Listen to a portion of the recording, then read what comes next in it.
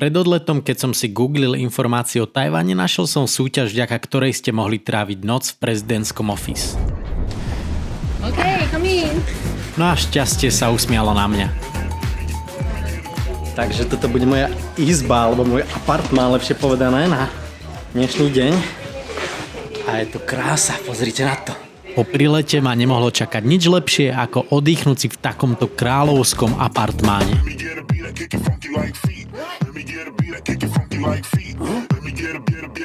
Ale najlepšia vec, čo tu je, tak je prosím pekne toto. Tento môj vlastný uteráčik. Prvý deň som využil hlavne na oddych, keďže hlavný program sa začína skoro ráno.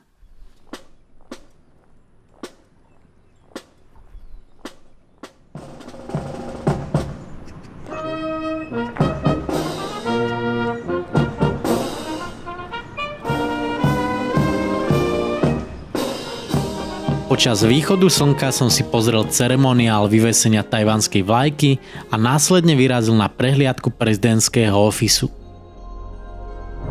Budova prezidentského ofisu je jednou z najvýraznejších architektonických pamiatok v Tajpej.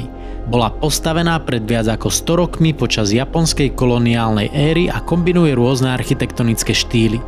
Tvorí ho niekoľko častí a vežičiek, pričom interiér je takmer výlučne biely. Biele steny symbolizujú čistotu a spravodlivosť.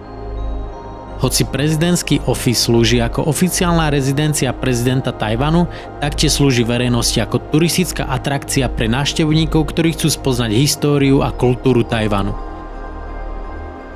Síce sa mi s pani prezidentkou podarilo stretnúť len takto virtuálne, je mi veľkou cťou, že ma počas mojej návštevy prišiel privítať pán viceprezident a generálny tajomník prezidentky. Nesmierne si vážim stretnutie s týmito pánmi a možnosť porozprávať sa s nimi o Tajvane, ochutnať miestne špeciality a vypočuť si odporúčania na miesta, ktoré v ich krajine stoja za návštevu.